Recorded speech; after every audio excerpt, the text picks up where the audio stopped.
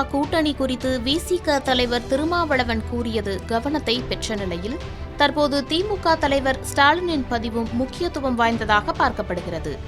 என்ன விவரம் பார்க்கலாம்.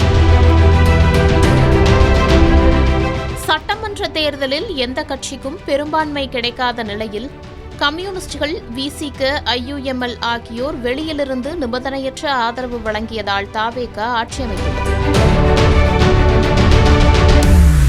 இந்நிலையில் தாவேக ஆட்சி அமைப்பதை தடுக்க அதிமுக திமுக கூட்டணி என்ற செய்தி வெளியாகி கடும் அதிர்ச்சியை ஏற்படுத்தியது. இது வதந்தி என்று மறுக்கப்பட்டு வந்த நிலையில் மார்க்சிஸ்ட் கம்யூனிஸ்ட் கட்சியின் பொதுச் செயலாளர் பேபி அது உண்மைதான் என்று கூறினார்.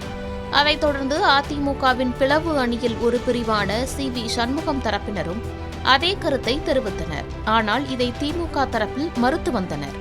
இப்படி இருக்க விசிக தலைவர் திருமாவளவனும் இது உண்மைதான் என்று ஊடகம் ஒன்றில் பேட்டியளித்திருக்கிறார். அதில் திமுக ஆதரவுடன் அதிமுக தலைமையில் ஆட்சி அமைக்க பேச்சுவார்த்தை நடத்தப்பட்டதாகவும் அதற்கு ஆதரவு அளிக்க வேண்டும் என விசிகவிடம் வலியுறுத்தப்பட்டதாகவும் கூறியிருக்கிறார்.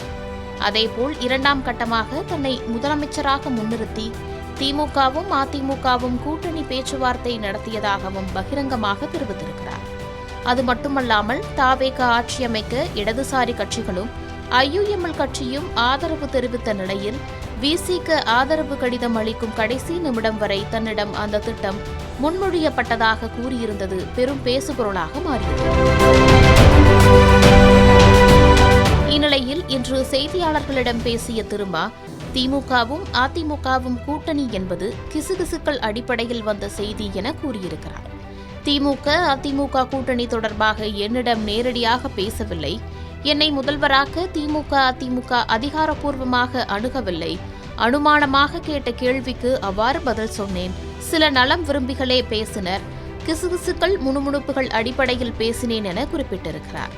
அது ஒரு காசிப்ஸ் தான் சொன்னேன். அது அதிகாரப்பூர்வமான தகவல் கிடையாது. யாரும் தனிப்பட்ட முறையில் அதிகாரப்பூர்வமாக இந்த தரப்பு தலைவரோ அந்த தரப்பு தலைவரோ இப்படி ஒரு முயற்சி எடுக்கிறோம், அதுக்கு நீங்கள் ஒத்துழைப்பு கொடுங்க அப்படின்னு யாரும் நம்மகிட்ட சொல்லலை. நான் மறுபடியும் சொல்கிறேன், இது காசிப்ஸ். எல்லா இடத்துலையும் பேசுறது தான். அதை ஒன்றும் ரகசியமாக ஒன் டு ஒன் யாரும் பேசலை. இரண்டு தனிநபர்களுக்கு இடையில் பேசப்பட்ட செய்தி இல்லை. எல்லாம் கும்பலாக இருக்கிற இடத்துல தான் பேசுகிறாங்க. இது மாதிரி பேசுகிறாங்களா உங்களுக்கு தெரியுமா, இப்படி சொல்லிக்கிறாங்களா உங்களுக்கு தெரியுமா அப்படிங்கிற ஒரு காசிப்ஸ் தான். அது ஒரு கிசுகிசுப்பு அல்லது ஒரு முணுமுணுப்பு, அவ்வளவுதான். அதைத்தான் நம்ம சொல்றோம். இது நாங்கள் மூடு மந்திரமான ஒரு செய்தி அல்ல. இது திருமா பேசியது திமுக கூட்டணியில் சலசலப்பை ஏற்படுத்திய நிலையில் தற்போது திமுக தலைவர் மு.க. ஸ்டாலினின் சமூக வலைதள பதிவு பல்வேறு கேள்விகளை எழுப்பியுள்ளது.